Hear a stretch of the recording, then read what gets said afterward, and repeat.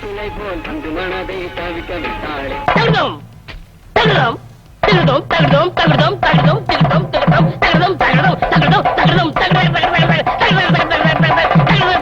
நிறுத்து நிறுத்து. நீ என்ன வலைய பட்டி தனித்தவள் வாசிக்கிறியா? நீ என்ன நர்த்தகி சொர்ணமுக்கு டான்ஸ் ஆடியா? போடி. நீதான் குடும்பத்துல குழப்பத்துக்கே காரணம். இப்ப இங்க என்ன திட்டத்தோட வந்திருக்க? அப்பா இருப்பா, அம்மா அதை நான் பார்க்கணும். பாத்தியாடா, இந்தியாவிலே இப்படி ஒரு குடும்பத்தை பாத்திருக்கியா? அம்மா ஆடுறத மகன் பாக்குறானா? டேய், இந்த கல்யாணத்தை கொண்டு போடி. நான் சொல்றேன்ல, ஏது உனக்கு இந்த தவளு? உட்காருங்க சொல்றேன். டேய், ஏன்டா அலற? அது ஒரு பெரிய சோக தானே. ஏன் தவளை திருடி எங்காவது உத வாங்கிட்டியா? இல்லண்ட. பின்ன இதை தள்ளிட்டு வந்துட்டியா? அதுவும் இல்லண்ட.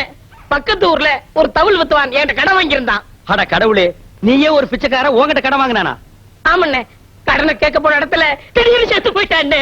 ஏண்டா இந்த மூஞ்சிய பார்த்து எவன்டா உயிரோட இருப்பான்? அவன் பொண்டாட்டிட்ட கடனை கேட்கலாம்னு போனேன். என் புருஷன் ரெண்டு தான் விட்டுட்டு போனாரு. ஒண்ணு இந்த தவுளு, இன்னொன்னு என் புருஷனோட தம்பி. தவுளை நீங்க வச்சுக்கங்க, அவர் தம்பி சொன்னா. டேய், இது உனக்கு நியாயமா படுதாடா? இது ஒரு கதை நீங்க வந்து சொல்லி வியாபாரத்துக்கு எடுத்துட்டியாடா? இது நியாயமா படுதா? டேய், உனக்கு வேற யாருமே கிடைக்கலையாடா? இந்த இம்சிய தாங்க முடிய